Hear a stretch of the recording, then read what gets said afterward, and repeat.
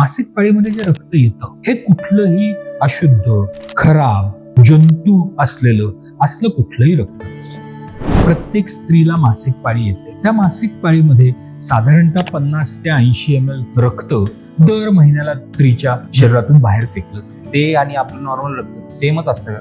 माझ्या हाताला कापलं तर जे रक्त येईल तेच रक्त मासिक पाळीमध्ये येतं. फक्त होतं काय की त्या रक्ताला थोडासा वास वेगळा येतो, त्या रक्ताचा रंग थोडासा वेगळा किंवा गडद असतो. हे का होतं? कारण मासिक पाळीच्या रक्तामध्ये आपल्या पिशवीचं आतलं जे अस्तर असतं हे अस्तर पण मिक्स असतं. त्याचबरोबर ते रक्त काही एकदम बाहेर येत नाही, ते थोडंसं पिशवीमध्ये थोडा वेळ थांबतं आणि मग हळूहळू बाहेर येतं. त्याच्यामुळे त्याला थोडासा रंग वेगळा होतो, त्याला थोडासा वास वेगळा येतो. पण स्त्रीच्या शरीरात 2 रक्त नसतात, एकच रक्त असतं. बरोबर. सो त्यामुळे त्या रक्ताची बिलकुल भीती बाळगायची कारण नाही.